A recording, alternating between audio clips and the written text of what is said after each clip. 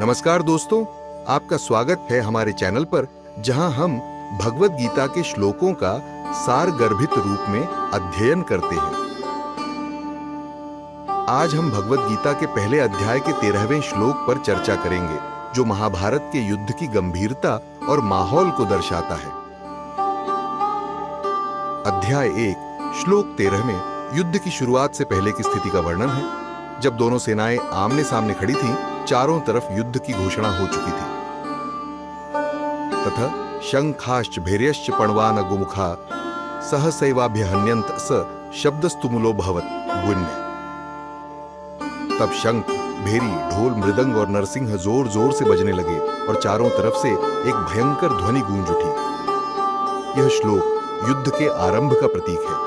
सेनाओं के बीच युद्ध की घोषणा होते ही हर तरफ से युद्ध के उपकरणों की तेज ध्वनि गूंजने लगी, जिससे युद्ध भूमि में एक भयंकर और उत्तेजक माहौल पैदा हो गया। शंख, भेरी, पणव ये सभी युद्ध के प्रारंभिक संकेत देने वाले वाद्य यंत्र थे।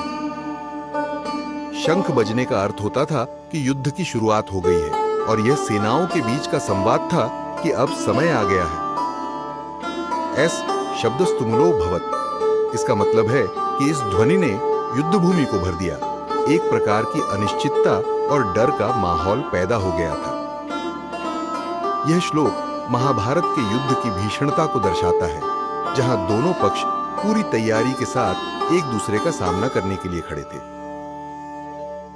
शंख और अन्य वाद्य यंत्रों की आवाज ने सेनाओं को उत्साहित और सावधान कर दिया। यह सिर्फ युद्ध का उद्घोष नहीं था, बल्कि यह इस बात का प्रतीक था कि अब युद्ध अवश्यंभावी है। जीवन के संदर्भ में देखें तो यह श्लोक हमें यह सिखाता है कि जीवन के संघर्षों में भी हमें पूरी तैयारी और आत्मविश्वास के साथ खड़ा होना चाहिए। जब किसी चुनौती का सामना हो तो हमें डटकर मुकाबला करना चाहिए, ठीक उसी तरह जैसे महाभारत के योद्धा अपनी तैयारी के साथ युद्ध में उतरे थे।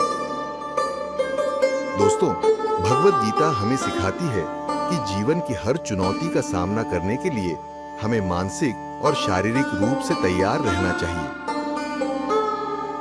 चाहे परिस्थितियां कितनी भी कठिन क्यों न हो, हमें पूरी दृढ़ता और उत्साह के साथ उसका सामना करना चाहिए।